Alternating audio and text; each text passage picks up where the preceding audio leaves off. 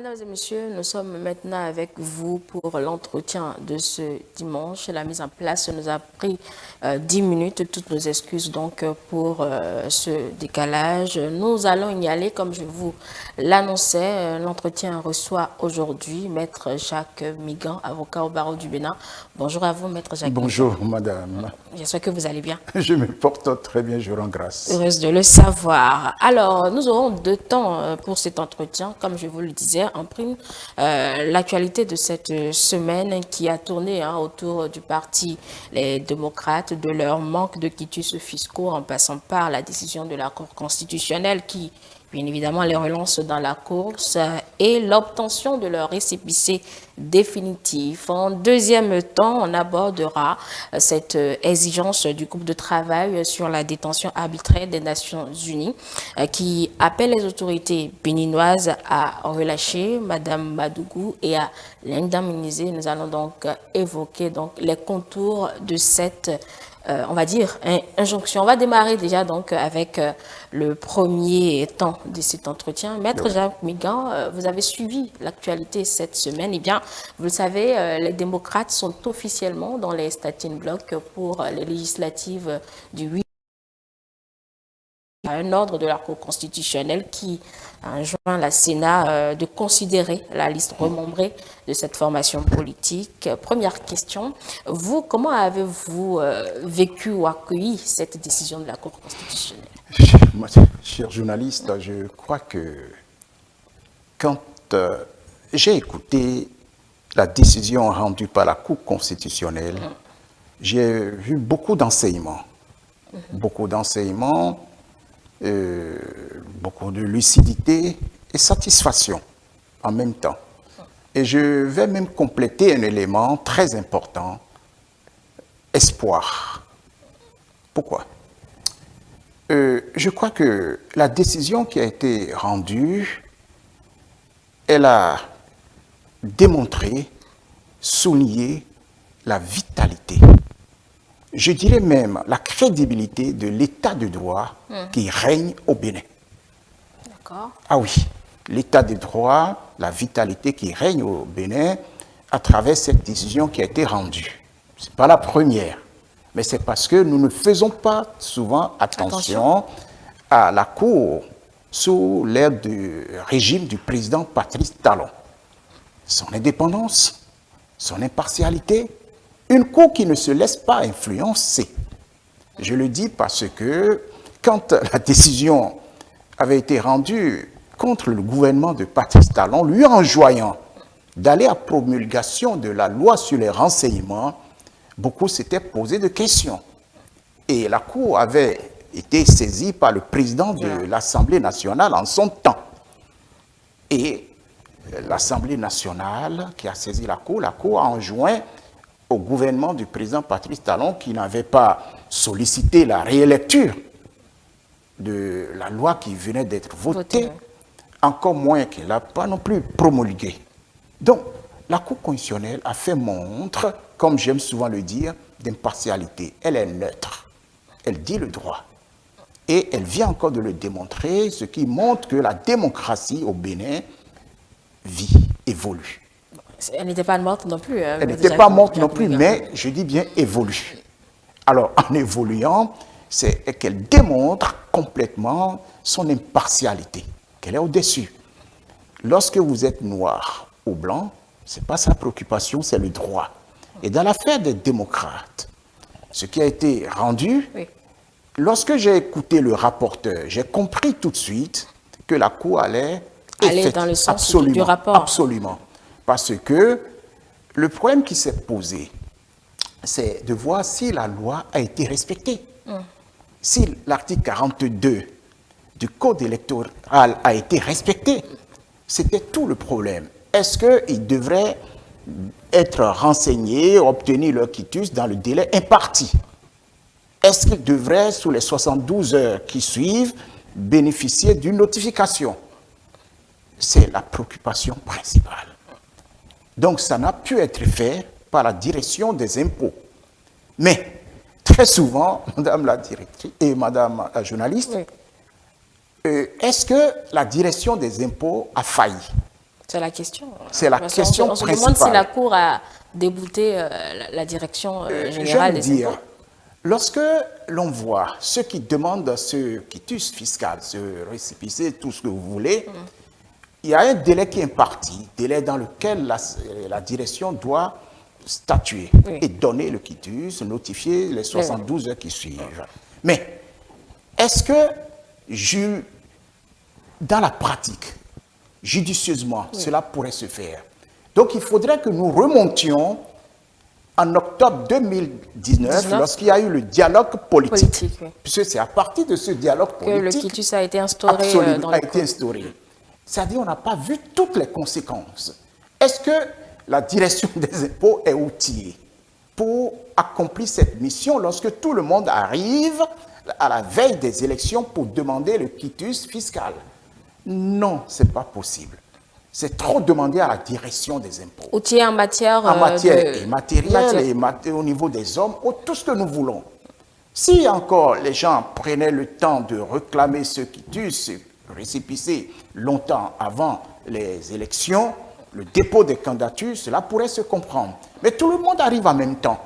Et nous aurons bientôt, en 2026, les élections générales et législatives et les élections communales. Vous imaginez ce que ça va constituer? Ce qui m'amène à dire, lorsque je disais tout à l'heure, plein d'enseignements, la décision qui a été rendue par la Cour constitutionnelle interpelle et le gouvernement, et les députés, et les hommes politiques, tout le monde, pour que nous réfléchissions sur ce point précis et voir comment opérer pour que de tels errements ne se produisent point. En l'état, je ne dis pas que la direction des impôts a raison, n'a pas raison, le problème. Parce qu'il faut toujours voir là où on a trébuché. Ce n'est pas là où on est tombé qui préoccupe, c'est là où on a trébuché. Donc on doit reprendre, on doit revoir la loi. Surtout sur la durée. Absolument, sur la qui durée. Qui a été donnée à la absolument. C'est-à-dire qu'il faudrait qu'on essaie de comprendre d'abord et voir comment opérer pour que nous ne connaissions point de tels problèmes à l'avenir. Donc c'est une décision qui est vraiment pleine d'enseignements et qui mérite que l'on corrige le tir. Parce que les démocrates, mais il y en a plein. Il y a d'autres qui ont connu les mêmes sorts. Mais eux, pour des raisons bien précises que nous connaissons, ont saisi la Cour, qui lui a donné raison. Satisfaction. Tout le monde participera dans ces conditions aux élections. Je crois que c'est fort de ça que je dis victoire du droit qui règne dans notre pays et victoire de la démocratie dans la mesure où ces élections seront plurielles. Parce que cette fois-ci, tout le monde a fait ce qu'il faut, à l'inverse de ce qu'on avait connu en 2019, où certains ont refusé délibérément d'accomplir les formalités qu'il fallait, puisque rien n'a changé, madame, rien n'a changé. C'est les mêmes lois d'hier qui continuent à être appliquées aujourd'hui pour permettre à tout le monde d'aller aux élections. Absolument. Donc, rien n'a changé, ce que beaucoup oublient.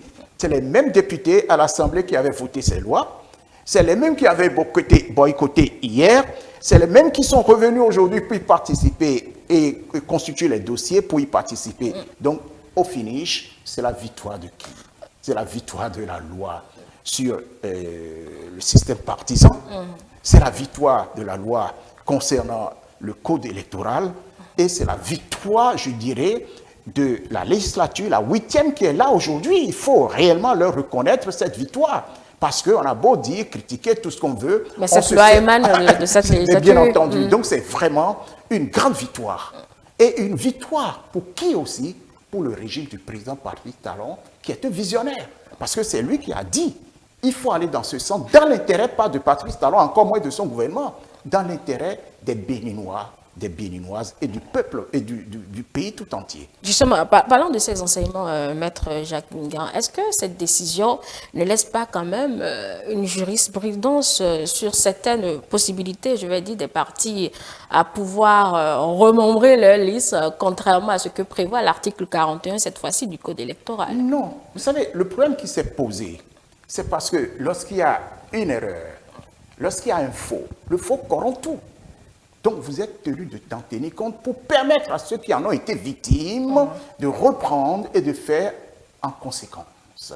Donc, ce n'est pas un remembrement en tant que tel. Et vous constaterez qu'ils ont saisi cela pour revenir sur la liste. Pour revenir sur la liste, et la Cour les a déboutés. La Cour les a déboutés au motif que sa décision est déjà rendue pour dire qu'ils ne sont pas à jour.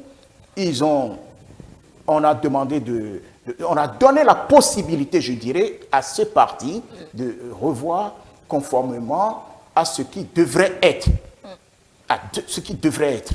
Et on lui a donné également tout ce qu'il faut pour qu'il s'y conforme, c'est-à-dire la Sénat a étudié son dossier. Ce n'est pas que la Cour a décidé et la Sénat a dit allez-y. Non, on les a sortis. Le démembrement dont oui, ils ont changé. Ils ont changé les noms qui posent problème, enfin, les personnes qui n'ont pas pu obtenir les quitus.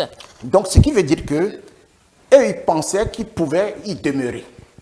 Ça, c'est un autre pan. C'est absolument, parce qu'ils ont cru que cette décision les autorise en ce qui concerne les débiteurs vis-à-vis du fisc. Donc, on leur a dit non. Démembrer, oui, parce que vous n'aviez pas eu le temps nécessaire pour agir, mais pas pour y rester. Et ce qui veut dire que quand vous prenez d'ailleurs la décision de la Cour, il y a deux volets. Il y a le volet de la recevabilité, où la Cour dit, concernant ceux-là qui l'ont saisi une deuxième fois, oui, je suis compétent pour dire ce qu'il en est en ce qui vous concerne. J'ai déjà rendu ma décision une première fois, donc irrecevabilité. Par contre, la Cour a dit, je suis incompétent en ce qui concerne la contestation. Parce qu'ils disent qu'ils sont en train de remettre en cause le montant, en quelque sorte. Or, la Cour n'est pas compétente pour pouvoir statuer sur la contestation de ce qu'ils doivent ou de ce qu'ils ne doivent pas. Je ne sais pas si vous voyez les deux points. Bien évidemment, mais ma précédente question, au fait, Jacques Mingran, c'était de savoir, c'est de savoir si cela ne laisse pas tache d'huile pour le futur, en réalité, pour que de pareils cas se posent.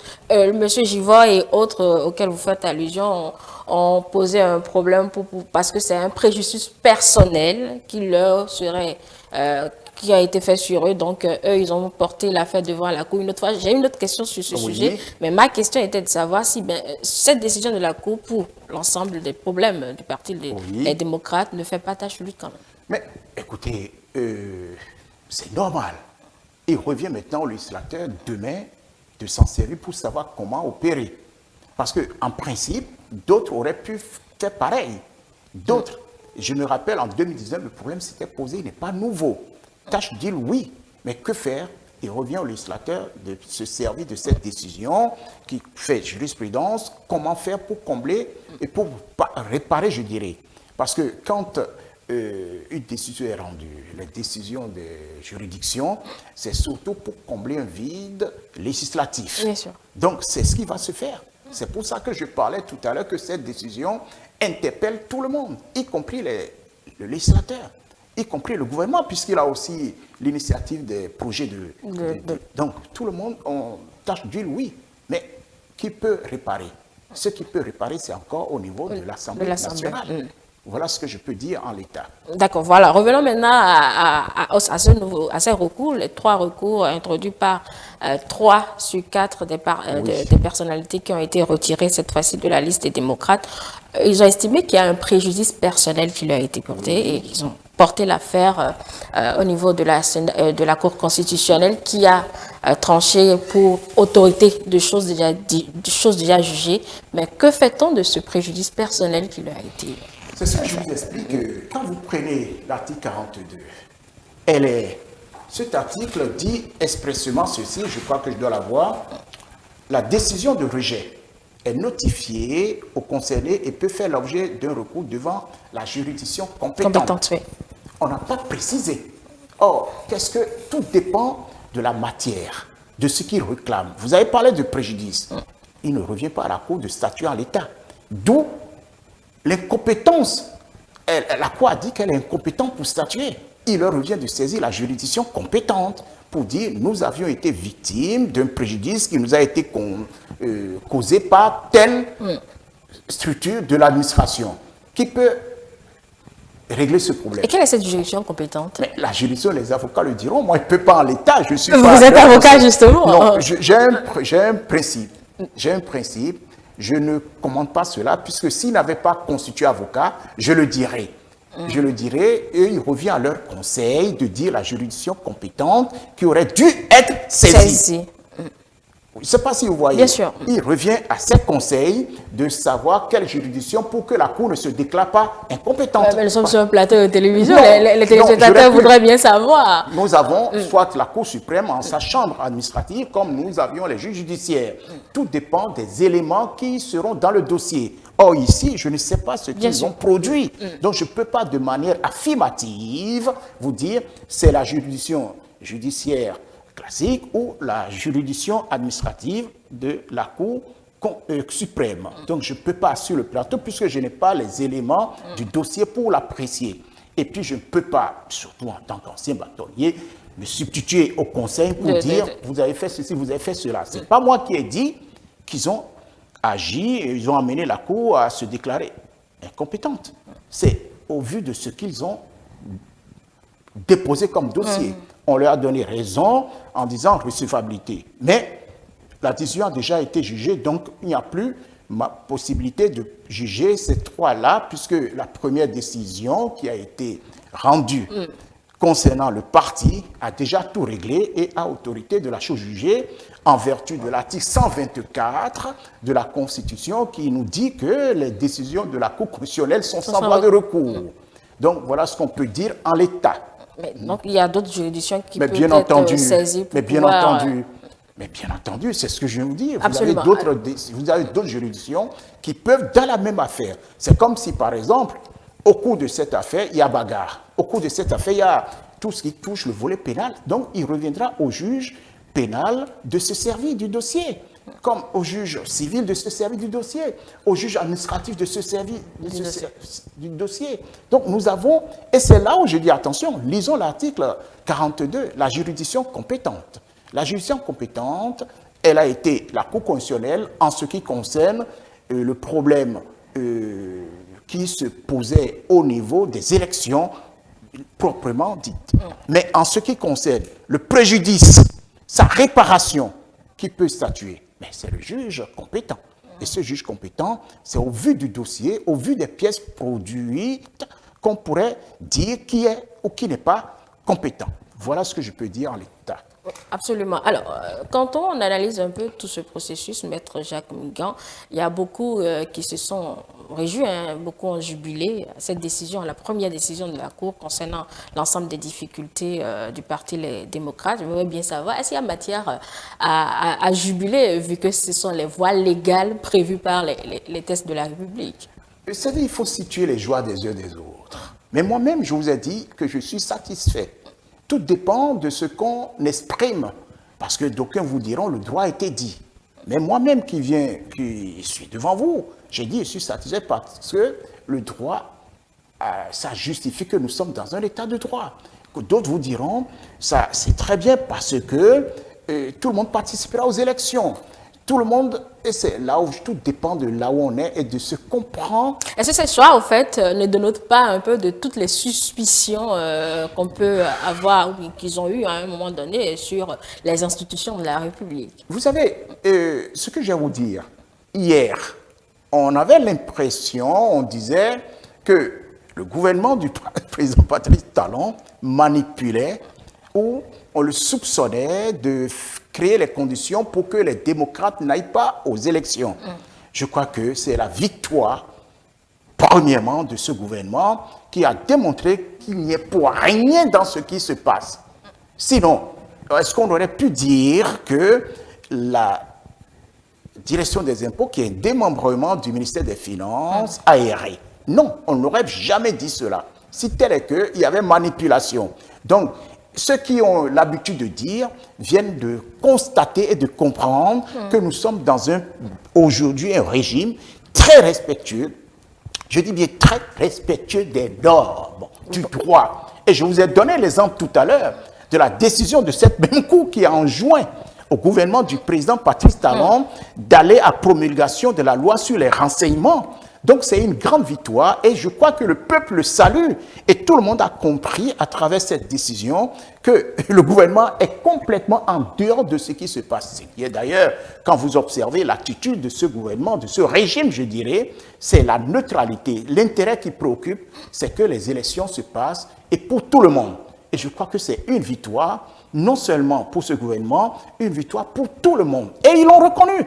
Tout à l'heure, peut-être que si nous avons l'occasion, nous en parlerons en ce qui concerne la liste électorale. C'est-à-dire ce qui se passe depuis, il faut l'avouer, c'est nouveau. C'est nouveau. Tout à l'heure, nous sommes en train de parler de la décision qui a été rendue. Oui. Est-ce que vous vous imaginez la liste électorale, tout le monde, tous les partis politiques, tout le monde, tous les partis, qu'ils soient de l'opposition, qu'ils soient de la mouvance, et même la société civile la trouve fiable. La question de la fiabilité, ils ne sont pas unanimes là-dessus, mais est-ce que vous pouvez me elle donner peut nous un exemple conduire aux élections. Pardon? Elle peut nous conduire aux élections, c'est ce qui a été au finish Madame, retenu. est-ce que vous pouvez me donner un parti, une ONG, que le parti soit de l'opposition, que le parti soit de la mouvance, dire que cette liste n'est pas fiable? Et j'ai les raisons, puisque nous connaissons pourquoi ces partis politiques et de la mouvance et de l'opposition, les ONG, tout le monde, et même la communauté internationale, tout le monde applaudit. Nous savons parce que tout a été fait dans la transparence, comme ce qui se passe aujourd'hui. C'est-à-dire, la Cour a montré son impartialité. La Cour a montré sa rigueur. La Cour a montré sa neutralité. C'est-à-dire qu'elle est au service du droit et non au service d'un politique. Alors qu'elle-même est composée et de juristes et de politiques. Parce que souvent on oublie que c'est une cour qui est composée, elle n'est pas que composée des hommes de loi, elle est aussi composée des hommes politiques. Et quand vous voyez sa composition et ceux qui sont à cette cour, qui composent cette cour, vous observerez que c'est des gens qui ont été choisis par les députés, le gouvernement. Mais lorsqu'il est question de rendre des décisions, vous m'aviez nommé, je ne vous connais plus. C'est ce qui se passe, c'est ce qui vient de se passer. Et il faut l'applaudir. Donc, je me réjouis personnellement que cette décision montre à suffisance que le gouvernement n'y est pour rien dans les problèmes que les démocrates rencontraient, que les uns et les autres rencontraient. Et je vous ai dit tout à l'heure, Madame la journaliste, les mêmes lois qui avaient permis d'aller aux élections en 2019, oui, en 2020, en ce qui concerne les élections communales et les élections municipales, voire les élections présidentielles, c'est toujours les mêmes. On n'a pas changé. Ce qu'il faut maintenant, comme je l'ai dit tout à l'heure, c'est se servir des enseignements. Vous avez parlé de taches d'huile, vous avez posé le problème de préjudice. Il faudrait maintenant tenir compte de tous ces éléments pour renforcer cette loi sur le code électoral. C'est d'ailleurs ce qui permet l'évolution du droit. C'est ça. Et je me réjouis personnellement pour moult raisons de la décision. Ce n'est pas seulement au niveau du droit, c'est aussi sur le plan politique. Parce que je voyais l'attitude des gens de l'opposition qui semblaient dire qu'il y a manipulation, qui soupçonnaient le gouvernement de créer les conditions pour qu'il n'aille pas aux élections. Donc le processus s'en trouve crédibilisé. Absolument, tout est crédible, permettez-moi de le dire. Et qui gagne dans tout ça? Ce n'est pas l'État. C'est encore un exemple pour dire que nous sommes réellement dans un état de droit et par ricochet, la vitalité de la démocratie est en train de se justifier. Et personnellement, je ne vous le cache pas, j'ai apprécié. Et puis c'est les résultats du 8 janvier qui détermineront qui a fait quoi. Ce n'est pas à ce niveau, puisqu'il y a d'autres étapes. Il y a plusieurs étapes, parce que le tout ne suffit pas de participer aux élections. Il y a aussi l'éligibilité, les 10% à obtenir, beaucoup de choses pour tous les partis. Je ne sais pas comment vous l'expliquer. Donc, non, mais vous l'avez bien dit, je crois que c'est clair comme l'eau de roche. Hein. Il n'y a pas matière à encore épiloguer là-dessus. Vous, votre joie concerne bien évidemment le droit qui a été dit. D'autres, c'est les démocrates qui participent au scrutin, donc chacun prend la chose selon son angle de traitement. Mais n'oublions pas également que la DGI, quelque peu, est aussi victorieuse dans cette affaire, parce que la question fiscale n'a pas été, je vais dire, mise de côté, ce qui doit devront payer pour espérer avoir ce précieux sésame. Mais ils paieront. Et tout le monde paiera. Je vais vous dire, c'est ce que je vous expliquais tout à l'heure. C'est pourquoi condamner la direction générale des impôts? Pourquoi? Bon, c'est vrai, on lui demande de faire quelque chose sans lui donner les moyens. On lui demande d'aller à satisfaction sans la satisfaire. Mais la plus belle femme du monde, elle ne peut vous donner que ce qu'elle a. Vous ne pouvez pas lui demander trop. Je vous ai expliqué tout à l'heure que la direction des impôts, si tout le monde prenait le temps avant les élections, longtemps avant les élections, puisque cette pièce est recommandée, mais on aurait fait les choses correctement, on aurait point chargé, surchargé la direction. Elle ne peut pas satisfaire en peu de temps, 15 jours, lorsque tout le monde arrive en 15 jours pour obtenir ce qu'il faut. Et puis, nous sommes dans un contexte que vous connaissez. Tout se fait aujourd'hui en ligne. Il peut arriver quelquefois que ça ne fonctionne pas. Et si ça ne fonctionne pas, mais nous n'avions pas encore cette... D'ailleurs, l'affection n'est pas de ce monde. Mais ce qu'il faudrait, et c'est là où peut-être les démocrates, dont je ne veux pas les juger puisque la décision est rendue, nous, au niveau du bloc républicain, nous avons fait mieux. Nous nous sommes dit ceci. Pour éviter tout problème, mettons ceux qui sont à jour. Vous ne pouvez déposer votre dossier que quand vous présentez le quitus fiscal, le récépissé fiscal. Si vous l'avez, on vous met tout de suite sur la liste. Lorsque vous remplissez, si les critères sont remplis, je crois qu'il faudrait faire ainsi. Mais, à la place des démocrates, vous savez, les trois qui posaient problème, aujourd'hui, ils n'y sont pas. Bon, c'est pas un problème, c'est un problème de délai. C'est pas un problème de cette personnalité. Selon la décision de la Cour, on l'a dit à suffisance, c'est un problème de délai. Ils savaient très bien qu'ils n'étaient pas à jour. Ils le savaient. La bonne foi. Le contenu, on ne maîtrise pas forcément ce qui se dit entre la DGI. Ils ont joué sur les tests de loi, ce qui est à leur profit. Je le reconnais, ils ont gagné. Mais ce que je dis par là, si les démocrates mettaient X, Y, Z, ceux qui doivent voter voteraient toujours pour ce parti. C'est là où je vais en venir. D'accord. Ceux qui doivent voter pour le parti-là, ils voteraient.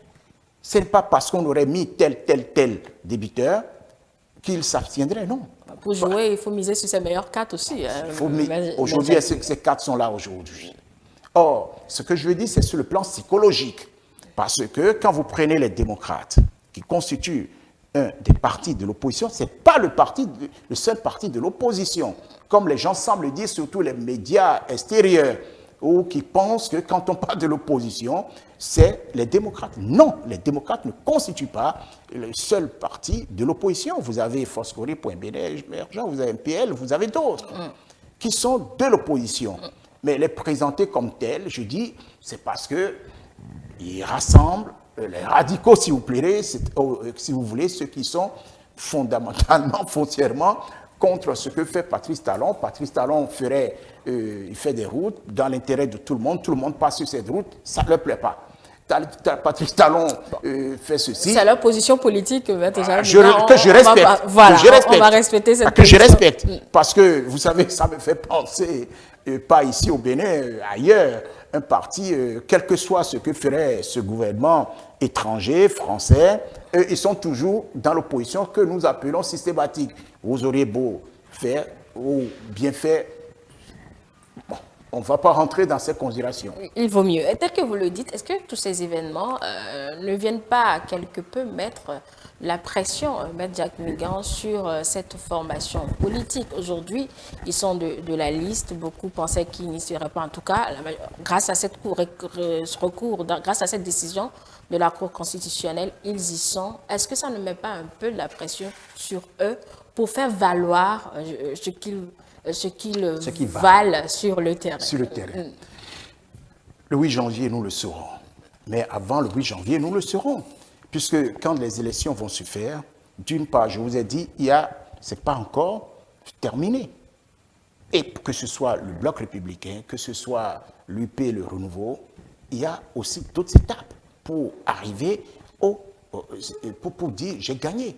Nous l'avions vécu en son temps, en 2019, en ce qui concerne les élections législatives 2020, en ce qui concerne les élections communales et municipales, le PRD était un parti qui avait 10 députés avant 2016 à l'Assemblée nationale. Et ce parti a été tout le temps éliminé pour n'avoir pas eu les 10% sur toute l'étendue du territoire. Donc attendons en ce qui concerne les démocrates. Attendons en ce qui concerne Force Point Bénin émergent. En ce qui concerne tous les partis. Tous les partis. Donc on ne peut pas en l'état dire est-ce que non, c'est le 8 janvier 2023 où tout le monde sera édifié sur son sort. Donc en l'état, moi ce que je sais, si vous me parlez de mon parti, le Bloc républicain, je vous dirai tout de suite oui. Ce n'est pas à l'ordre du jour, non? Je vous dirai que nous, non seulement nous aurons les 10%, mais nous gagnerons les élections. Ce n'est pas à l'ordre du jour, Maître Jacques Mégan. D'accord. La question, elle était précise. Donc, vous avez dit d'attendre l'issue du 8 janvier Oui, pour avoir... Je partage. Voilà. Dans le calendrier électoral, voilà là où nous en sommes. Si vous devez apprécier tout ce qui s'est passé jusqu'à aujourd'hui, je vais parler de toutes les institutions impliquées dans cette élection. Et la Sénat, oui, la NIP, la DGI et tous ces organes. Permettez-moi de vous dire, tout se passe correctement et conformément à ce qui est prévu avec l'association de tout le monde. Et je crois que cet état démontre que nous allons vers des élections apaisantes. Les élections qui vont être de paix. Et c'est ce que nous recherchons. Je n'ai jamais compris qu'on puisse utiliser la violence lors des élections. Alors que les élections, comme le disait le président Mathieu Kérékou, les élections doivent être une fête. Puisque nous voulons des gens qui vont nous représenter, les gens qui vont nous gouverner, les gens qui vont nous servir. Alors pourquoi se bagarrer? Puisque ce que nous recherchons, c'est l'intérêt du pays. Ce n'est pas l'intérêt d'un individu. Surtout aujourd'hui, on recherche avant tout l'intérêt du pays. Pourquoi alors, avec ce que nous vivons au niveau de la Sénat, au niveau de la NIP, au niveau de la Cour constitutionnelle, vous constaterez que tout se passe normalement, conformément aux normes, dans le respect scrupuleux de la loi. Ça, c'est vraiment magnifique. Et quand même, la loi ne l'a pas prévu, c'est le cas de la NIP. Regardez les audits, par exemple. Ce n'était pas prévu par la loi. Et pourtant, ça a été fait, puisque tout ce qui n'est pas prévu par la loi, n'est pas interdit. C'est pas interdit. Par contre, comme je le disais tout à l'heure en ce qui concerne la Cour, il reviendra au moment opportun aux législateurs d'en tenir compte pour combler ce vide. Regardez par exemple, aujourd'hui, vous pouvez, avec les applications que l'ANIP a instaurées, vous pouvez savoir votre centre de vote, poste de vote. C'est révolutionnaire. C'est révolutionnaire. Non seulement ils ont fait dans la transparence, ils ont fait dans, c'est-à-dire au-delà de la mission qui leur assignée. On ne peut pas dire qu'ils ont fait au-delà, c'est quand même la mission, on ne connaît pas. Le contenu doit donner satisfaction quand même. Donner satisfaction. Pour travail bien fait, tout au moins. Écoutez, est-ce que vous savez ce que ce monsieur Cyril, Monsieur Goubedi? Ah oui, je peux vous dire, il met au service de cette mission qu'on lui a confiée l'intelligence, dans l'intérêt national. Vous avez souvent un cahier de charges, mais lorsque vous allez au-delà du cahier de charges, dans l'intérêt supérieur de la nation, il faut vraiment tirer chapeau à ce monsieur. Et c'est là où je dis, d'ailleurs, vous le constatez, la NIP, au niveau béninois, est aujourd'hui sollicitée partout, parce que nous avons un travail de maître. Et un travail qui associe tout le monde. D'ailleurs, quand vous voyez, je parlais tout à l'heure de cette liste, madame la journaliste. Oui. À toutes les étapes, tout le monde a été convié. Que vous soyez de la mouvance, que vous soyez de l'opposition. Tous les partis, pour voir, pour apprécier. Et les observations des uns des autres ont été prises en compte. C'est prises en compte dans l'intérêt de l'amélioration de ce qui a été fait. D'où cette reconnaissance de la fiabilité par tout le monde de la liste électorale. Et en ce qui concerne la Sénat, et pourtant, c'est un parti politique. Quand on voit à sa tête, monsieur le ministre Saka Lafia, on aurait pu dire, il va faire ceci, il va faire cela, parce qu'il n'est pas de l'opposition. Mais c'est tout le contraire. La neutralité, il a mis au service de la Sénat ce qui doit être fait.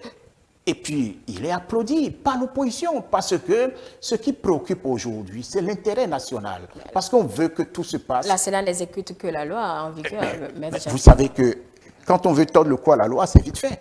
C'est pas nouveau, madame la journaliste. Quand on veut tordre le cou. C'est pour ça, dans la composition, quand même, il y a des membres de l'opposition et autant de Vous l'opposition savez, on de peut, la mouvance. absolument, ce qu'on recherche avant tout,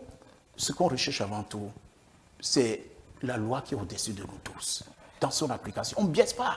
C'est ce que je dis toujours aux gens. Lorsque vous biaisez avec la loi, ça vous rattrape.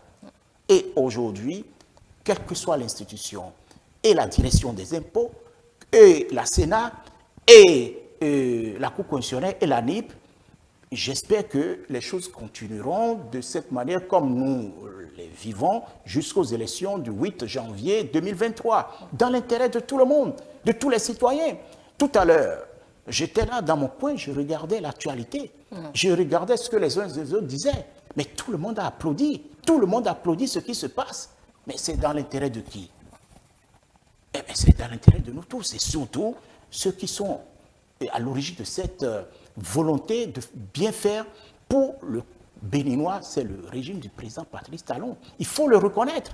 On peut aimer, on peut ne pas aimer, au moins tout est fait dans l'intérêt. Regardez, vous pensez que hier, les choses seraient passées comme ça? Non. Et vous constatez... Hier, avant 2016, je vais dire. Mais ce que je voudrais dire, honnêtement, on s'oublie même. D'aucuns même se disent, quand je vois les démocrates, dans leur comportement, ils se comportent même comme s'ils sont de la mouvance. Parce que personne ne craint personne. Tout le monde se dit, quand je vais là, j'aurai gain de cause. Parce que on a violé mon droit. Si on a violé votre droit, ben, tout de suite, ceux qui doivent sanctionner, sanctionnent. Ce n'est pas parce que vous êtes de l'opposition. C'est ce qui vient d'être... oui, dit par la Cour constitutionnelle. Absolument, pas la Cour constitutionnelle. On ne regarde plus, l'opposition ne regarde plus la mouvance. On regarde la loi. On regarde la loi. Absolument. Donc c'est la victoire de la loi, madame. Voyez la conclusion à laquelle nous arrivons. Oui. La victoire de la loi. On en vient toujours. C'est le maître mot. Absolument. La victoire de la loi. Je crois même que tout ce qui se passe aujourd'hui, oublions les hommes, mais regardons la loi. Parce que c'est sa victoire. Donc ce qui veut dire que la loi telle qu'elle a été votée, elle est bonne.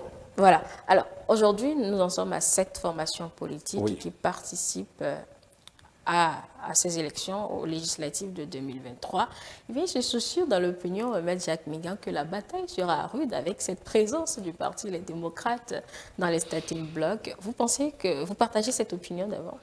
Je vais vous dire, tout dépend. Je peux vous dire une chose en ce qui nous concerne.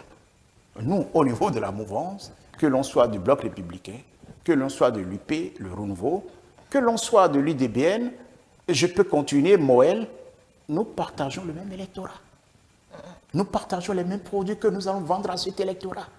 Les produits du gouvernement du président Patrice Talon que nous soutenons, ses réalisations, ses actions, ses réformes. Nous avons le même produit. Tout dépendra maintenant en ce qui concerne la mouvance. Je viendrai à l'opposition. Des stratégies que chaque parti déterminera, arrêterait. On est d'accord. Donc la victoire de l'un et de l'autre, cette victoire dépendra de sa stratégie. Par contre, au niveau de l'opposition, madame la journaliste... Ce n'est pas le même électorat? Ils ont leur électorat, qui n'est pas le même que nous. Par contre... Mais c'est les mêmes Béninois. C'est les mêmes Béninois, mais qui ne se situent pas au même niveau. Par contre, ils vont nous dire que l'accès à l'eau potable est une réalité. Ils peuvent en parler. C'est nous. Bon, ils auront leur stratégie. Non, ils peuvent. Ceux qui acceptent, ils ne peuvent pas aller dans le même sens que vous. Eux, ils auront leur langage. Que recherche l'électeur, madame la journaliste? Est-ce que l'eau potable... Non, on ne va pas aller dans les détails. Non. Parce que ce n'est pas encore... Vous savez, pourquoi je vous le dis? La victoire dépend de la stratégie et du produit que vous allez vendre. Donc, pour vous, la bataille ne sera pas rude, puisque c'était là ma question. Elle sera rude, pourquoi? Puisque je vous ai dit tout à l'heure que nous allons vivre une ambiance de fête. Chacun va vendre son produit. Absolument. Chacun vendra son produit. Je sais ce que nous allons vendre. Mais je me demande ce qu'ils vont vendre. Puisque nous avions dit à tout. Pour que la bataille soit rude, tout dépend de ce que vous voulez vendre à l'autre. Vous avez deux commerçants qui sont au même endroit. L'un fait des actes... Mais la pluralité également dans la mouvance devait aussi poser problème. C'est dans ce sens, au fait, l'analyse. Je vous comprends parfaitement. Et on ramène tout encore à la stratégie. D'accord. Et cette stratégie, vous ne voulez pas qu'on en parle. Non. Si on ne doit pas en parler, si on devrait en parler, pardon, je vous aurais dit, Non, on ne doit pas en parler. Donc, n'en dites rien. Je pense que rien. j'ai répondu à ma question. On va passer à autre chose pour ne pas... Non, la bataille, je ne crois pas qu'elle serait rude dans la mesure où chacun sait ce qui l'attend pour gagner les élections. Ce que je veux, c'est que pendant les 15 jours de campagne, honnêtement, qu'on aille vers le peuple. Puisque c'est le peuple que nous voulons. Chacun veut gagner la voix de chaque citoyen. Et puisque ceux qui vont à l'Assemblée pour la 9e législature, c'est les représentants du peuple. Donc, ce que je demande à chaque citoyen, c'est de bien regarder et de ne pas, c'est-à-dire d'apprécier au vu de ce qu'on vient lui dire. Ils le feront au moment opportun. Je l'espère, je l'espère, je l'espère. Voilà. Alors, nous allons sortir donc de ce débat avec cette toute dernière question. Tous ces épisodes jusqu'à présent, Maître Jacques Migan laissent quand même quelque chose pour l'avenir quand même. Vous avez dit... Espoir. J'ai dit c'est des enseignements. Donc il y a de l'espoir.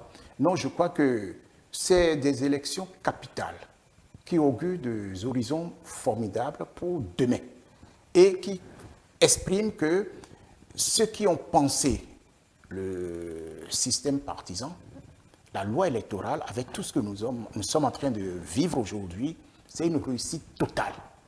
Une réussite totale. Donc, il revient maintenant à chaque institution. Le gouvernement, les partis, l'Assemblée, la Cour, tout le monde doit se mettre ensemble pour tirer le son de ce que nous sommes en train de vivre et ce que nous vivrons jusqu'au 8 janvier 2023. C'est impératif, parce que c'est des élections, aussi curieux que ça puisse paraître, fondamentales. Vous avez dû observer quelque chose, madame la journaliste, avant ces élections. Les va-et-vient d'un parti à un autre, les recompositions, tel a rejoint tel parti, tel est sorti de tel parti, c'est le moment. Sinon, après, c'est plus possible. Les positionnements. Le PRD a rejoint l'Union progressiste pour exister, pour répondre à leur remontada, comme ils le disent. L'UDPN est ressorti pour aller seul. Mouel dit, moi, je vais y aller pour voir ce que je pèse. Ainsi de suite. MPL va aussi aux élections. Les démocrates, c'est pour la première fois. Enfin, nous saurons ce que vaut chacun. Je ne sais pas si vous voyez l'importance de ces élections du 8 janvier. Enfin, on va savoir ce que pèse chacun. Parce que juste là, on disait les frères siamois. On parlait de l'UP. On parlait du BR. On a eu les législatives quand même. De 2019. 2019. Certains continuent de parler de siamois. Oui, on parle toujours. Mais aujourd'hui, le mot siamois disparaît.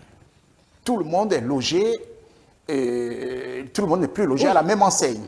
Donc, réellement, les élections du 8 janvier seront des élections, je dirais, rudes, non déterminantes. Parce qu'elle projette pour 2020, j'insiste quand même. Mais bien entendu, c'est surtout pour ça. Parce que c'est à partir de là, ça va faciliter la tâche à ceux qui seront élus le 8 janvier. Je ne sais pas si ce serait le 8 ou le 9, tout dépendra de, de 2026. Le scrutin aura lieu le 8. Et le scrutin aura lieu le 8. Mais pour 2026, ces élections seront beaucoup plus... les choses seront beaucoup plus faciles. Vous n'avez pas vu d'ailleurs, moi j'ai constaté, depuis 2019 à maintenant, il y a une évolution positive de la situation politique au Bénin. Hier, on était tendu. Hier, on était... on se voyait comme des frères ennemis. Mais non, c'est fini. J'étais heureux quand je regardais M. Mondoté et puis toute sa délégation saluer les gens du Sénat. C'est-à-dire, c'était la joie, tout le monde riait, une bonne ambiance, pour montrer que... Souris large. Absolument. Certains diraient, it's elle. Vous l'avez constaté aussi, certainement. Bien sûr. Donc, c'est pour vous dire que nous entrons dans une ère où ça devient... La fête a même déjà commencé. Et j'espère que cette fête soit ainsi jusqu'au 8 janvier, sans violence aucune, pour que nous ne vivions plus ce que nous avions constaté en 2019 et en 2020. Voilà ce que je peux vous dire. Voilà, Maître Jacques Migan, ainsi on va donc boucler cette première partie au sujet des partis en lice pour les législatives. Abordons à présent le second temps de notre entretien, Maître Jacques Migan. Vous le savez, le 2 novembre dernier, eh bien, le groupe de travail sur la détention arbitraire des Nations Unies a réclamé la remise en liberté de Madame Madougou, condamnée en décembre 2021 à 20 ans de prison pour financement de terrorisme, association de malfaiteurs et complicité d'actes terroristes, une condamnation jugée arbitraire. Cette nouvelle, Maître Jacques Migan, avocat au barreau du Bénin, vous a-t-elle un peu surpris autant dans le fond que dans la forme? Ça, c'est la question.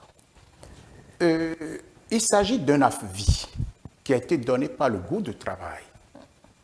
Parce que une décision, bon, appelez pas décision si vous préférez, puisque ils ont décidé. Mais je faisais un rapprochement avec ce que décident les juridictions habituelles de condamnation. Madame la journaliste, nous n'allons pas refaire, rejuger. La décision est rendue. Elle est rendue. Madame Madougou est condamnée à 20 ans de prison, 20 ans de réclusion criminelle pour financement du terrorisme, association de malfaiteurs et complicité de terroristes. On ne revient plus sur ça. Cette décision a autorité de la chose jugée. Elle avait la possibilité de demander un nouveau procès. Faire appel. Faire appel si vous préférez. Elle ne l'a pas fait. Donc, ne l'ayant pas fait, le délai étant écoulé, nous pouvons dire que la décision a force de loi, parce qu'elle a autorité de chose jugée et s'impose à tout le monde. Donc, je disais tout à l'heure que nous n'allons pas refaire le procès. Par contre, ce que je voudrais, si vous me le permettez, c'est de rappeler tout simplement ce que le groupe de travail de l'ONU sur la détention arbitraire a défini, déterminé, pour dire que lorsque vous rentrez dans cette catégorie-là, il y a détention arbitraire. Donc, je ne fais pas un procès, je ne commande pas non plus la décision, mais je rappelle tout simplement ce que ce groupe de travail de l'ONU, pour aller à avis, les critères qu'il a déterminés, il y en a 5. Il y en a 5. Donc, le premier critère, madame la journaliste, c'est la catégorie des gens qui sont détenus. Qui sont détenus parce qu'ils ont fini de purger leur peine. Ils ont fini de purger leur peine et on les maintient encore en prison. Ce qu'on appelle détention arbitraire. Ou encore, des gens qui bénéficient d'une loi d'amnistie. Au lieu de la loi est votée, promulguée, tout, on les maintient en prison. Détention arbitraire. Ce n'est pas moi qui le dis. C'est pour ça que je dis, permettez-moi de rappeler la définition de ce groupe de travail. Et nous irons à conclusion tout à l'heure. Oui. Première catégorie, est-ce que Mme Madougou s'y trouve? Est-ce qu'elle a fini de purger sa peine? Bon, on va y aller déjà par les... On va partir non, parce que si les vous 5 ne le avant dites pas, de conclure. Les téléspectateurs ne pourront pas comprendre. Parce que je dis purger, a fini, ou encore à bénéficier d'une loi d'amnistie. Donc ça, c'est la première catégorie. La deuxième catégorie, c'est la catégorie des gens qui sont détenus pour avoir exercé leur liberté individuelle ou collective. Qu'est-ce que nous entendons par liberté individuelle? Liberté collective, c'est-à-dire, vous voulez manifester et on vous dit non, et on vous arrête. Mais si on vous arrête parce que vous voulez exprimer votre droit légal d'aller et venir, détention, on vous arrête pour ça, c'est une détention arbitraire ou collective avec d'autres, Ou encore, lorsque vous manifestez votre désaccord, comme le fait souvent certains politiques de l'opposition, qu'il soit Mme Zanou Célestine, qu'elle soit Mme Zanou Célestine, qu'il soit M. Azanaïm, qu'il soit M. Houndete, ils s'expriment, ils disent ce qu'ils pensent des actions, des réalisations du président Patrice Talon. Mais est-ce qu'on les inquiète pour ça? Est-ce qu'on les arrête pour ça? Liberté d'expression, liberté de manifestation, liberté d'aller et venir. Est-ce que Mme Madougou se trouve dans ce cas? La réponse est non. La troisième catégorie, Madame la journaliste, c'est la catégorie de quelqu'un qui a été condamné parce que le procès n'est pas équitable. Qu'est-ce qu'on entend par un procès équitable? C'est trois conditions pour que le procès soit équitable. Le premier critère, il faut le contradictoire. Vous devez impérativement, que vous soyez la personne qui poursuit ou la personne qui ne poursuit pas, avoir des avocats. Échanger les pièces du dossier, assister votre client, avec tout ce que ça comporte pour que le travail se fasse de manière correcte. Elle a constitué avocat. Il y a eu échange devant le juge, la commission d'instruction, avec tout ce que ça comporte, ce que nous appelons le contradictoire. Ce que nous faisons, vous et moi, vous m'apportez des contradictions par moment. Le deuxième élément du procès équitable, c'est le délai raisonnable. Madame Madougou a été arrêtée au mois de février 2021. Elle a été jugée en décembre 2021. Oui. Moins de 10 mois. Alors que dans leur définition, ils parlent de 5 ans. Elle a fait 5 ans. De délai raisonnable. De délai raisonnable. Donc, on a tout fait, mener les investigations, tout. Donc, ça, c'est la troisième catégorie. Donc, on a respecté ce délai équitable. Il y a le délai, j'ai parlé du contradictoire, j'ai parlé du délai raisonnable. Le troisième élément du procès équitable, c'est le double degré de juridiction. C'est-à-dire, lorsque tout à l'heure, vous m'aviez dit, elle devrait faire appel. Vous vous souvenez? Bien sûr. Elle a été condamnée. Elle avait la possibilité de porter son affaire devant une juridiction supérieure. Elle avait ce droit qui lui est offert par la loi. Elle y a renoncé.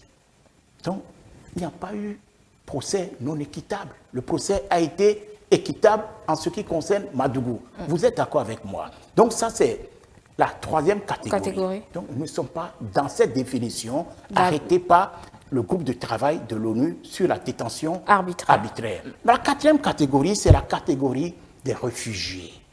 Ou encore, des gens qui sont exilés. Nous sommes au Bénin. Est-ce qu'elle est partie se réfugier dans une ambassade? Et on est parti la chercher pour la mettre en prison? Non, elle circulait sur toute l'étendue du territoire béninois. Est-ce qu'elle est exilée dans son pays? Madame, non. La réponse est non. Elle n'est pas en exil. On ne peut pas être exilé chez soi.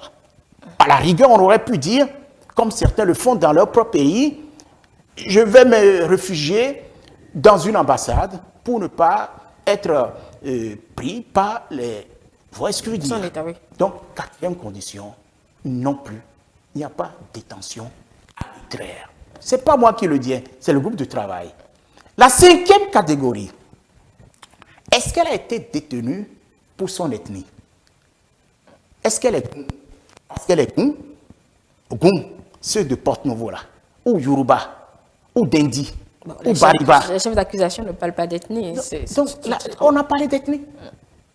Alors, est-ce qu'elle a été détenue parce qu'elle est de la région méridionale? Ce n'est pas moi qui le dis, hein, c'est le groupe de travail. Est-ce qu'elle a été détenue parce qu'elle est du septentrion? Non. Est-ce qu'elle a été détenue à raison de son sexe? Non plus. Est-ce qu'elle a été détenue parce qu'elle a des tendances sexuelles, lesbiennes et consorts? Non plus. Est-ce qu'elle a été détenue parce qu'elle appartient à une communauté, un parti politique? Je n'en sais rien. La réponse est non. Est-ce qu'elle a été détenue parce qu'elle a un handicap? Elle est handicapée? La réponse est non. Voilà les 5 catégories définies par le groupe de travail pour dire détention arbitraire. Et là, cette commission, ce groupe de travail, après avoir détenu cela, vient dire à mon pays, le Bénin, vous aviez erré en maintenant Madame Madougou en détention arbitraire. Vous et moi, Madame, est-ce que nous sommes dans un cas des définitions que je viens d'énumérer? Donc, ce que vous êtes en train de dire, que c'est le groupe de travail est allé contre ses propres exigences en matière de détention arbitraire. Vous savez, j'ai un principe, nous ne faisons pas le procès, nous ne commentons rien, nous sommes en train de rechercher à travers la définition, la détermination de ce groupe, si Mme Madougou en fait partie, pour pouvoir sortir comme nous le demande le groupe de travail. Alors, c'est pour ça que je vous disais, permettez-moi de rappeler, je ne définis pas. Si je dois définir ce qu'on appelle la détention préventive, je serais dit arrêter quelqu'un sans une base légale. Point barre. Mais eux, ils sont allés très loin. Ils ont déterminé 5 catégories. Dans ces 5 catégories qui sont déterminées, Madame la journaliste, osons-nous dire la vérité. Est-ce qu'il y en a une catégorie où on peut loger le cas Madame Madougou? Mais quand même, le groupe de travail a émis cette injonction à l'État béninois. Oui. Dans le document de 17 pages, ils ont quand même parlé de sources, Maître Jacques Migan. Oui, mais ils ont parlé de sources. De quelles sources? Pour arguer. Mais vous savez, quand on parle de sources, j'ai lu, voilà, la décision dont vous parlez, voilà ce qu'ils ont dit. Je l'ai là. Si la télé peut prendre. Bon, j'ai regardé, j'ai regardé. Ils parlent de sources, de sources, de sources. Mais de quelles sources? J'ai lu. Et quand j'ai lu, je n'ose pas, je ne veux pas porter de jugement, puisque je me suis interdit de dire que je ne veux pas porter de jugement sur ce groupe de travail, mais dire ce que ce groupe de travail a arrêté comme définition en ce qui concerne la détention arbitraire. Alors, quand même ce groupe parle de sources, mais que les sources leur donnent les informations recherchées. Mais est-ce que ces informations concordent avec les définitions arrêtées pour la mission assignée? La réponse est non. Et c'est en cela que je dis, il ne faudrait pas le gouvernement du président Patrice Talon laisse passer ça. Non, non. On va laisser le gouvernement statuer là-dessus. Moi, ma prochaine question, Maître Jacques Migan, le Bénin fait quand même partie de l'organe qui a instauré justement ce groupe de travail de l'ONU. Est-ce qu'on peut ne pas considérer ce que ce groupe de travail demande? C'est des hommes. Et je vais vous donner un exemple pour vous montrer le comportement de ces hommes-là. Alors que j'étais conseiller auprès du général Mathieu Kérékou, nous avions connu le même cas. À travers des Béninois. Mais ça concernait le MCA, qui bénéficiait au Bénin dans son développement. Mais pour des intérêts égocentriques, certains Béninois qui n'étaient pas d'accord, mais pour leur intérêt personnel, ont constitué un lobby pour rencontrer les députés américains pour qu'on ne nous donne plus l'avantage du MCA. Vous imaginez comment nous sommes je ne sais pas comment le mot l'utiliser. C'est des Béninois qui se rapprochent des gens, qui vont essayer de travailler ces gens parce que pour leur intérêt, dans leur intérêt, ça se passe, ça s'est déjà passé. J'aurais pu vous donner des noms, mais je ne le ferai pas. On va s'abstenir de et puisque nous avions mené nos investigations et nous avions connu ceux qui le faisaient. Parce que, je suis d'accord qu'on ne soit pas d'accord avec le président Patrice Talon. Qu'on ne soit pas d'accord avec ce qu'il fait. Mais utilisons les mêmes armes. Comme ceux qui sont dans l'opposition. Venez sur le territoire béninois. Êtes-vous en train de dire qu'il y a des intérêts cachés, c'est cela? Mais bien entendu, je le dis haut et fort, et je le dis, que ceux qui le font, c'est des Béninois qui sont à la base. Je dis bien des Béninois qui sont à la base. C'est des lobbies qui sont à la base, dans le désintérêt de leur pays. C'est pas bon. Si c'était, je vous le dis honnêtement, si par extraordinaire, dans l'une de ces catégories, Mme Madougou était éligible, je serais le premier à défendre Mme Madougou. Je vous le dis honnêtement. S'il se confirme qu'elle est détenue arbitrairement, conformément à cette définition arrêtée par le groupe de travail, je dirais, faites sortir Mme Madougou. Parce qu'il y a eu ceci, il y a eu cela. Je vous ai cité les 5 cas. Je vous ai donné les 5. Je suis entré dans les explications. Et vous ne verrez dans aucun des cas, aucune catégorie où on pourrait loger le cas Madougou. Pourquoi on ne va pas? Elle est citoyenne comme moi. Elle n'est pas mon ennemi, je ne suis pas son ennemi. Nous sommes des citoyens logés devant notre article 26, nous avons les mêmes droits. Mais on ne l'a pas, j'ai rappelé tout à l'heure les raisons pour lesquelles elle a été condamnée. Complicité, association, financement du terrorisme. Si aucun des critères n'est respecté, sur quoi se fonde alors, Maître Jacques Migan, ce groupe de travail? Ça, c'est la question qui vous sera posée là tout de suite. Sur quoi se fonde le groupe de travail? Absolument, c'est la question que je me pose. C'est pour ça que j'ai rappelé, pour aller à la conclusion suivante dont je vous parlais tout à l'heure. S'ils se fondent, mais il faut qu'on leur demande sur quoi vous vous fondez pour donner des injonctions, pour dire de libérer Mme Madougou, alors que vous avez les éléments de ce qu'on appelle la détention arbitraire. Et c'est fort de cela que je dis que le gouvernement de mon pays doit, à travers le ministre des Affaires étrangères, de la justice, son enlèvement. Je ne suis pas... C'est une sujet... Oui, en tant que Béninois, vous suggérez. Ah, mais bien entendu, je ne peux pas dire faites, non, mais je suggère. C'est une suggestion. Parce que l'honneur du Bénin, c'est vous, c'est moi, c'est nous tous. On ne peut pas se permettre de ternir l'image de mon pays.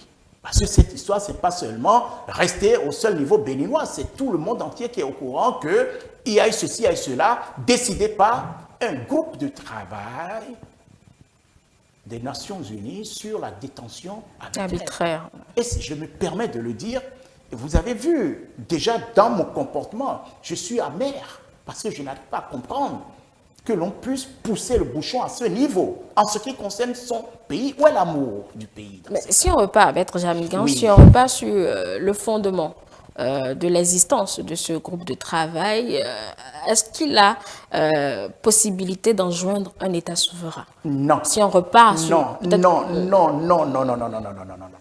ne peut pas. Il ne peut pas. Et c'est-à-dire, ma conclusion, elle a beaucoup de sens. C'est pour ça qu'elle ne peut pas. Elle doit faire montre de ce qu'on appelle la neutralité. Elle doit investiguer. Elle aurait dû, si tel est que, alors que le procès avait commencé, puisque ce n'est pas un procès qui a commencé tout de suite, dépêcher des gens pour suivre ce procès, pour voir les conditions dans lesquelles ce procès s'est réalisé, encore que, comme je vous l'ai dit, nous ne sommes pas dans le procès. Elle ne peut pas, c'est-à-dire, il ne peut pas, ce groupe, nous demander de refaire le procès. Non, là, l'injonction, c'est la libération et l'indemnisation. Mais quand on dit libération, parce que je vous ai donné, à la rigueur, on aurait même pu trouver ce qu'elle recherche, ce qui recherche ce groupe, dans l'une des catégories en ce qui concerne le procès qui ne serait pas équitable. Et je vous ai donné les 3 critères du procès équitable, le contradictoire, le délai raisonnable et le double degré de juridiction. Oui. Non, il faut quand même, à un moment donné, respecter, puisque nous faisons partie de l'ONU. Donc nous sommes concernés. Nous avons aussi ce droit de dire, attention, si nous avions accepté d'en faire partie de cette institution onusienne, donc ça veut dire que nous voulons que si nous faisons mal, que la loi nous frappe. Si le groupe ne peut pas enjoindre l'État souverain, à quoi répond son existence, Maître Jacques Migan? Pardon? À quoi répond son existence? Son existence. Son existence, son travail, c'est pour tenir compte d'un élément du contradictoire et d'un élément du procès équitable contradictoire. Avant d'aller à existence, avant de faire, le groupe détermine son cahier de charge, sa feuille de route. Parce que le groupe ne s'est pas levé tout de suite pour dire tel cas ne répond pas aux critères des droits de l'homme. Parce qu'au finish, c'est le droit de l'homme qui se pose. Nous sommes d'accord. Bien sûr. Alors, vous ne pouvez pas faire quelque chose si vous ne déterminez pas les règles, les lois sur lesquelles vous allez vous baser pour aller à jugement, pour aller à avis, si vous préférez. Son existence pose problème. Son existence pose problème si elle doit faire montre d'impartialité, de non-objectivité. C'est quand même des États qui se sont mis ensemble pour pouvoir l'instaurer. On ne peut pas dire que son existence vous voulez que je vous dise, pose problème. Ce n'est pas parce que nous sommes dans un monde aujourd'hui, où la balance pense, quel que soit ce qu'on aurait mis sur pied, nous savons comment les choses évoluent. Je sortirai tout de suite de là. Il se passe des problèmes en Afrique. Il se pose des problèmes en Europe. Je prends le cas de la Russie et de l'Ukraine. Vous avez vu comment les gens, nous sommes logés à la même enseigne au niveau de l'ONU. Mais quand il s'agit de l'Ukraine, est-ce que nous avons le même regard? Et pourtant, nous faisons partie du même monde, de l'ONU, avec ce que ça comporte. Le regard qui est posé sur comment sauver l'Ukraine n'est pas le même regard lorsqu'il s'agit d'un pays comme les nôtres. Madame. Et pourtant, on me dira, c'est l'ONU. Et ce qui est en train de se passer aujourd'hui en Égypte en ce qui concerne le climat, vous avez vu, nous sommes les victimes. Qui nous regarde? Qui se préoccupe de nous? Et pourtant, nous faisons partie... Bon, nous sommes quand même les moins pollueurs, puisque vous parlez de la COP. Bien entendu, nous sommes les moins pollueurs, mais on s'en fout. Qui vient nous aider? Et on nous demande encore de répondre au même niveau que les autres. Je ne sais pas si vous voyez le déséquilibre. Et quand nous devons parler aujourd'hui, c'est en cela que je dis très souvent, faisons montre de réalisme. D'accord. D'autant plus que le groupe de travail, comme je le disais, sur la détention arbitraire est une création de ce conseil auquel fait partie notre pays. Est-ce qu'on doit se dédire alors en appartenant à ce conseil, Maître Jacques Mingan? J'ai un principe, et c'est ce que le président Patrice Talon a fait en ce conseil, la Cour africaine des droits de l'homme. Non. Il faudrait être dedans pour réformer. Je crois, parce que la chaise vide, elle n'est pas intéressante. Il faut toujours en faire partie pour, attention, attirer sur la sonnette d'alarme. Et c'est pour cela que je disais tout à l'heure, si le groupe de travail dit des choses qui sont fondées, avec des éléments probants, le Bénin doit s'exécuter. Le Bénin doit s'exécuter. Mais si nous devons être dedans, vous allez m'emmener à l'abattoir en me disant tais-toi. Si j'ai des choses à dire, si j'ai les moyens pour me défendre, il revient au gouvernement béninois de régler ce problème. Je rappelle toujours le président Mathieu Kérékou en ce qui concerne le coton. À l'époque, dans les années 2003, avec comment vous appelez ça? Ce que l'OMC que dirigeait M. Lamy, où les grands voulaient nous broyer. Et avec le Brésil, avec d'autres pays, on s'y est mis ensemble pour dire non. Il revient maintenant au Bénin de prendre le devant pour dire on peut faire autrement. Comme la réforme sollicitée par le président Patrice Talon en ce qui concerne la Cour africaine des droits de l'homme. Parce que ce n'est pas parce que les hommes qui jugent ne peuvent pas faire l'objet d'errements. Mais ils peuvent aussi se tromper. L'erreur est humaine. Bien sûr, mais cette injonction, M. Jacques Mingan, du groupe de travail, ne traduit-elle pas aussi un peu un biais, je vais dire, du droit international? Quand tout est clair en matière du droit international, quand tout est balisé, il ne peut pas y avoir errement. Je viens de vous dire que je vais rappeler ce qui a été déterminé en matière du droit. Oui. Hein. Et nous l'avions dit. Et nous avions vainement, vous et moi, cherché à loger le cas Madougou. Il n'y a plus de discussion. Il n'y a plus de discussion. moi, j'ai toujours dit ceci. Avant de dire, il faut chercher à savoir. Avant de dire, il faut toujours investiguer. Avant de dire, et pour prendre la parole, quand vous ne savez pas, on ne dit pas. On nous parle de sources. Le groupe de travail nous parle de sources. Oui, et ces sources, on nous l'a les évoqué, avons. oui. De quelle source est la question? Moi, je connais la source. J'ai lu les écrits de la décision du 31 août 2022, il me semble, hein, ça a été rendu en 2021, adopté, ce qu'ils ont adopté le 31 août 2022. J'ai lu, j'ai tout lu. Reprenez ce qui a été dit lors du procès Madougou. Reprenez le contenu de ce qu'ils ont fait. Et vous constaterez ce que nous sommes en train de dire. Donc, si je dois vous résumer, Maître Jacques Mégan, pour vous, c'est une vaine pression sur l'État béninois qui plus est souverain, c'est cela? Je dirais que, si vous me le permettez, le travail de ce groupe de travail n'est pas objectif. D'accord. C'est ce que ma conclusion sur ce point-là. Il n'est pas objectif. Jusque-là, on n'a pas... Il n'a pas fait monde de neutralité pour aller à vie.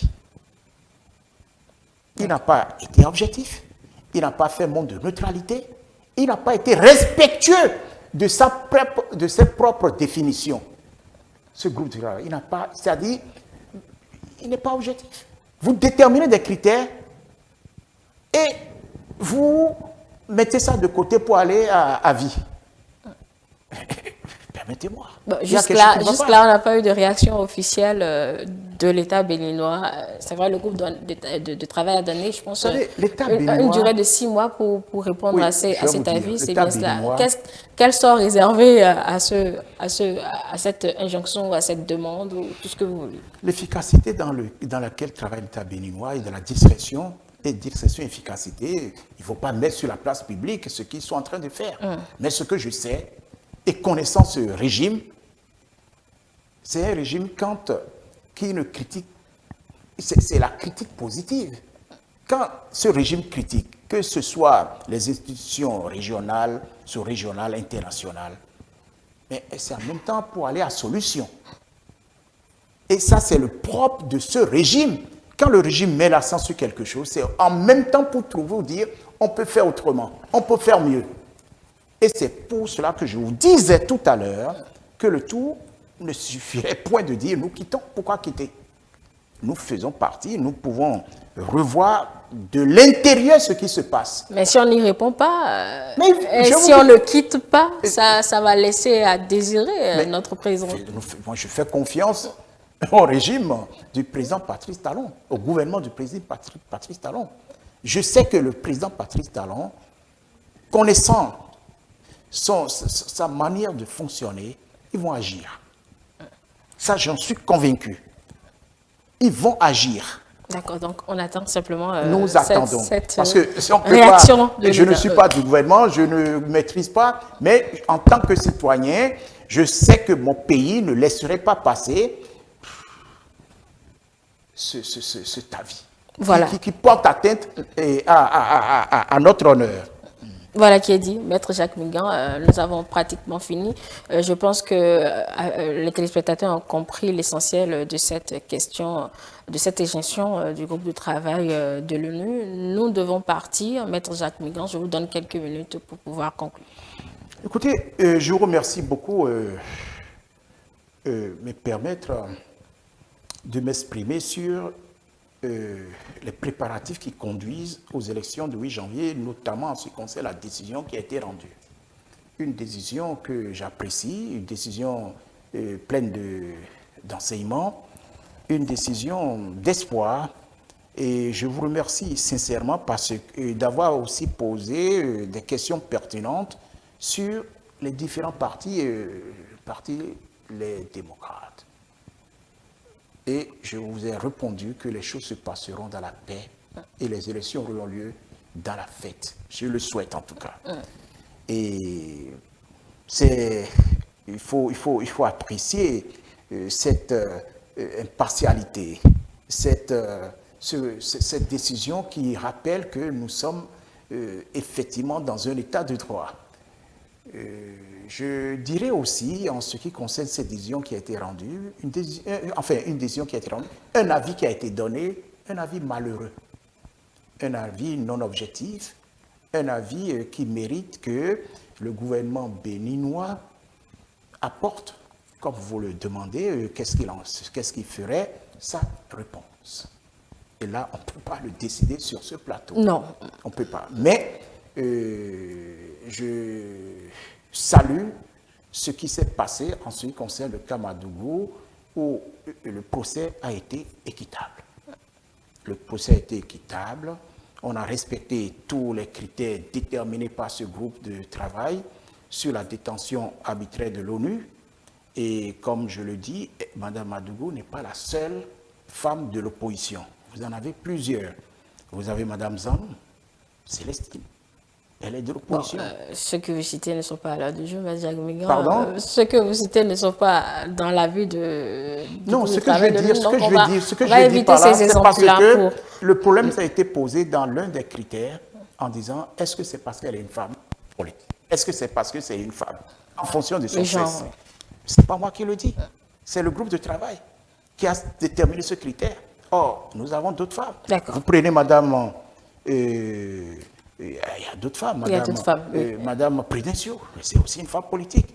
Donc, on ne va pas vers vous en tenant compte de ce qu'ils ont déterminé. C'est là où je ne comprends pas. Bref, ce que je voudrais dire, la décision, elle est inopportune.